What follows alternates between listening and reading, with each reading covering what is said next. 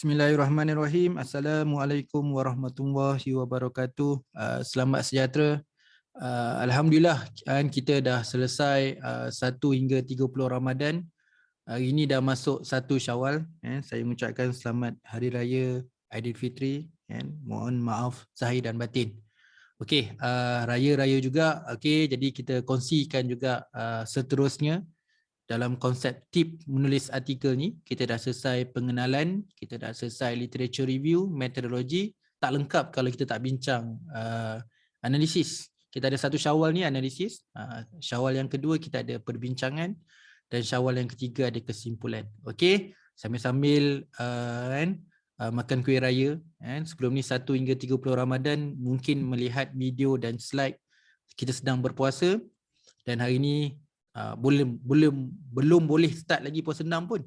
Jadi kita kena raya lah hari ni, sambil-sambil makan ke, berraya ke, sambil-sambil tu kita ambil sedikit masa lah, sebab dah konsisten dah, rindu setiap hari kita ada sesi perkongsian ilmu daripada 1 Ramadan sampai 30 Ramadan.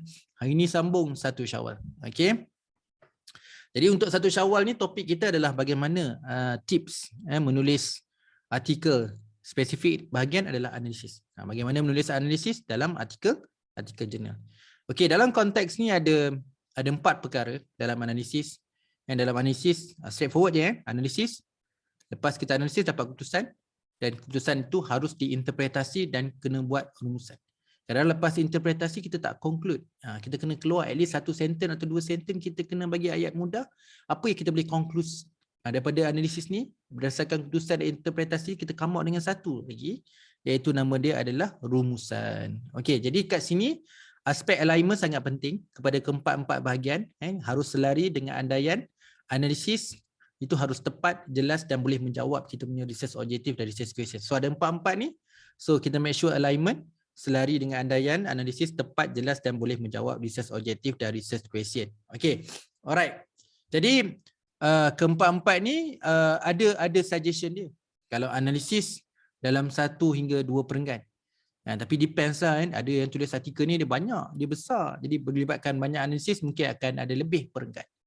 Keputusan, result kan. Kat sini nak tengok result kat sini lah. Result kat sini banyak. Kadang-kadang nak capai 1 result. Lagi-lagi orang kuanti kan. Orang kuali pun kadang banyak soalan dia kan. Begitu juga dengan observation. Jadi keputusan result tu memerlukan 4 hingga 8 perenggan. Begitu dengan interpretation. Kadang-kadang keputusan tu kena ada interpretation baru kita boleh faham. Jadi interpretasi ada 2, 6 perenggan. Seterusnya rumusan perlu ada 1 atau 2 perenggan daripada kita punya bahagian analisis. So analisis 1, 2 perenggan, keputusan 4 hingga 8 perenggan, interpretasi 2 hingga 6 perenggan, 1 hingga 2 perenggan untuk bahagian rumusan, analisis dan juga keputusan. Okey, kita bagi satu-satu tadi. Untuk 1 atau 2 perenggan untuk analisis, kita boleh analisis mengikut andaian dalam metodologi. Jadi jangan berbeza pula dekat bahagian metodologi dah tulislah kita punya analisis assumption ataupun andaian analisis kita sekian. Ni proses dia. Ada 10 step. Step 1, 2, 3, 4, 5, 6, 7, 8, 9, 10. Jadi bila analisis tak ikut pula. Jadi make sure kita kena ikut analisis, kita ikut seperti mana dalam pelaporan. Bila kita nak analyse, contoh, tiba-tiba nak analyse, alamak salah lah, kita patutnya analyse sekian-sekian.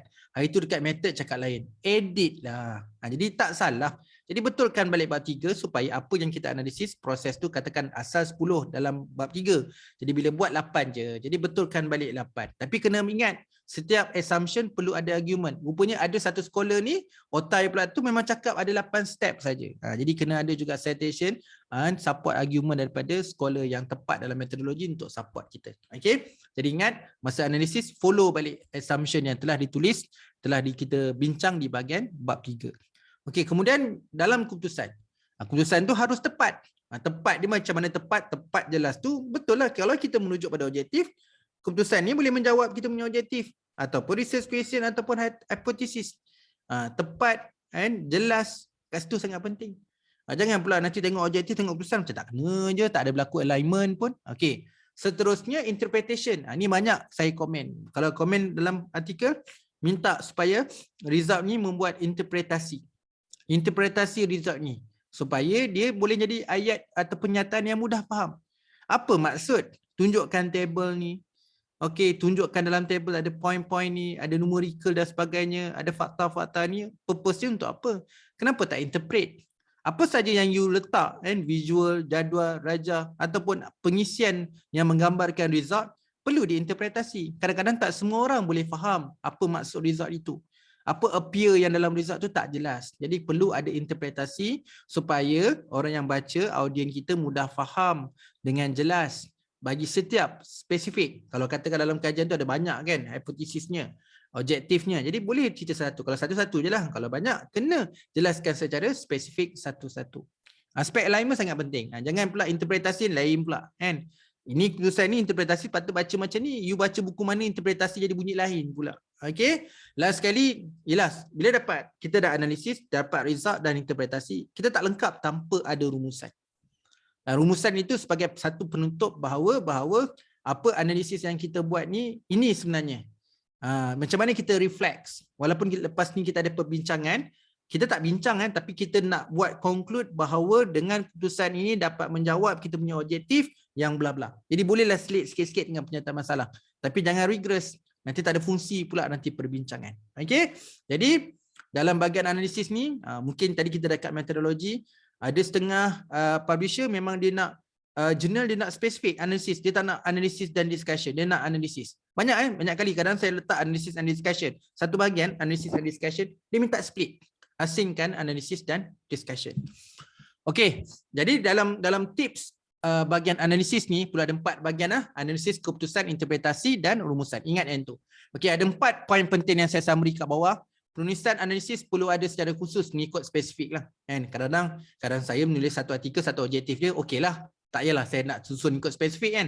Tapi ada kadang-kadang satu kajian tu satu objektif tapi melibatkan 5 hipotesis. Hipotesis tu ikut sequence lah. Jadi kita tulis literature review ikut sequence macam tu. Jadi analisis pun ikut sequence. Bukan hanya analisis, objektif, hipotesis, sequence dia macam ni. Bila baca literature pun ikut sequence. Method ikut sequence. Analisis pun harus ikut sequence. Okey, keputusan penyelidik berfokus. Jadi kita tahu bahawa the way kita nak menulis bahagian result ni, keputusan ni, berfokuskan pada objektif. Di situ kan sebenarnya kita tak corner kiri kanan, menunjukkan kita matang dan jelas. Kita tahu dalam kajian ni ada objektif dia, jadi kita dah dapat result, kita dah analisis, dapat result, kita dah interpretasi. Ini dikhususkan kepada certain objektif saja. And interpretasi penyelidikan berfokus kepada research objektif dengan research question. Bukan hanya keputusan, interpretasi pun berfokus untuk menggambarkan kita mencapai kejelasan dan kematangan. Yang terakhir, ringkasan kajian yang seimbang, lengkap dan align. Jadi memang dalam visual ni memang saya tunjukkan bahawa harus ada alignment selari dengan andaian, analisis tepat, jelas dan boleh menjawab objektif, question ataupun hipotesis. So, last kali bila kita kata kita dah fokus pada objektif, secara tidak langsung kita boleh menjawab kita punya penyataan masalah. Jadi ini komponen penting dalam penulisan apa yang harus kita tulis di bahagian analisis dalam artikel. Ada 4 bahagian iaitu analisis, keputusan, interpretasi dan juga rumusan. Okey, ini saja perkongsian saya secara ringkas. Sekali lagi saya ucapkan selamat Hari Raya. Mohon maaf saya dan batin sepanjang perkongsian ini. Jadi 3 hari 3 raya ni 3 kali saya nak ucap selamat Hari Raya dan minta maaf. Okey, kita jumpa untuk Syawal yang kedua, untuk siri yang kedua iaitu perbincangan, topik perbincangan dalam penulisan artikel. Lagi sekali saya mohon maaf dengan ucapan terima kasih. Kita jumpa lagi. Assalamualaikum dan selamat sejahtera.